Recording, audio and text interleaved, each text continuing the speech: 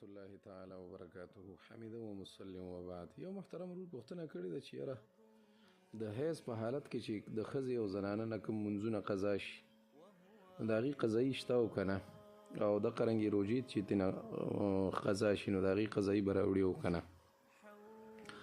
جناب علي دا مسله خو چې اول ما ستاسو واورېده ډېر حیران شوم. ما دا خو ډېره عامیانه مسله ده، خو چې بیا مې فتاوي وکتې، فتاوي په دې باندې مستقل عنوان ایښی و، نو زه بیا پوه شوم ما لیدې یاره والله دا مسله رښتیا هم چې خلکو ته مخامخ کېدی شي.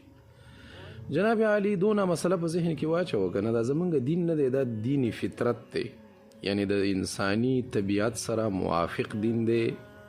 داسې دین نه دی چې د انسان په سلیم طبیعت باندې بوجي، که د چا په طبیعت باندې بوجي نو د طبیعت سلیم نه دی، نو دا د سلیم طبیعت سره موافق دین دی. نو چې کوم ځای کې تکلیف وي او په انسان باندې بوج راځي شریعت هلته بیا ورباندې اساني کړې وي، او چې کوم ځای کې تکلیف نه وي نو بیا شریعت هلته تا نه مطالبه کړې وي چې دا کار وکړه.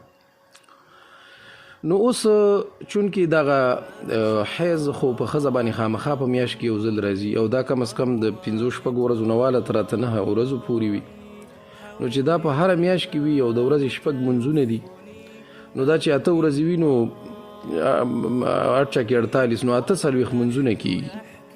نو چې 48 منځونه دا په هره میاشت کې دی نه قضا کېږي او دا بیا راګرځي، نو بس دا خو به دا ټوله زندګي به د دې په همدې سجدو په دې منځونو کې تېره شي. نو دا به د کور خدمت بیا څنګه کوي، خاوند خدمت به څنګه کوي، د بچو پرورش به څنګه کوي، نو دا په ښځه باندې تکلیف دی.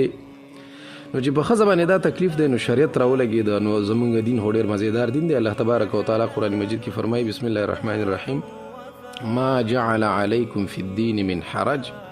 الله تبارک وتعالی ستاسو دپاره په دین کې تکلیف نه دی ایښی.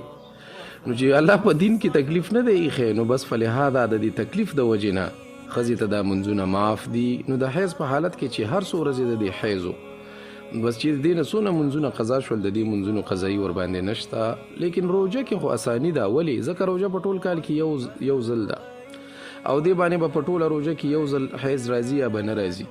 خو چلو که ورباندې رام شي نو زیات نه زیات به 5 یا 8 ورځې وي. نو په ټول کال کې خو آینده را چې کوم را روان کال دی نو په هغې کې خو بیا دې ته په دا ټول کال کې خو 8 ورځې ورته اسانه دي که نه، چې 1 ورځې روژه نیسي او 10 ورځې روژه نه نیسي بیا هم په دې ټول کال کې دا 8 روژې ده ښه ډېر په اسانۍ سره پوره کوی شي. نو د دې وجې نه شریعت را لګېدلی دلته پکې اساني ده. نو شریعت ترې مطالبه کړې چې نه دلته به دا روژې ته نیسي. نو روژو قضا به دا ښځه راوړي لیکن د منځونو قضا به نه راوړي. دا مسله احسن الفتاوا لیکلي 4 جلد دی او 440 نمبر صفحه د کتاب الصوم.